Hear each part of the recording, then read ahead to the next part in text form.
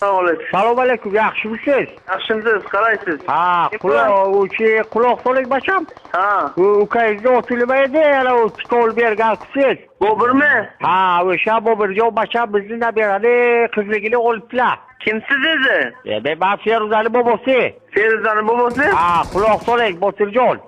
Ha. Shu bacham endi moshini ketirib qo'yasiz, yo bo'lmasa sudga beramizda.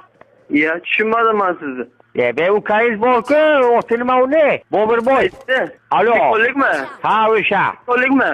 98 ekan numri. Ha. Ha, quloq soling. O'sha bacham meni nabiramni qizligini olibdi bacham. Ha. Ha, o'shaga biza endi bir nima qilamiz? Ko'tiga chiqaylikmi yo kelib qilib olasizmi bacham? Kim bo'lsin ekan?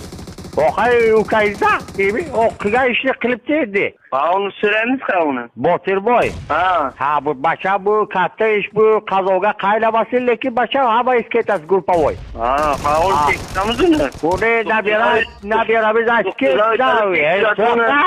alo. Ha. O nabira aytki, katta akasi bir marta qildi meni. Nima qilib deydi? Yitalab yuribdiman dedi. Ya. Ha, shunga rosti bacham. Bilmayman lekin men, xabarim yo'q lekin. Ha, quloq soling. Aniqlaymiz, kesin qayerga. Alo, quloq soling menga. Ha. Shu bacham tikoli ketirib qo'ying, bo'lmasa men u arizani davom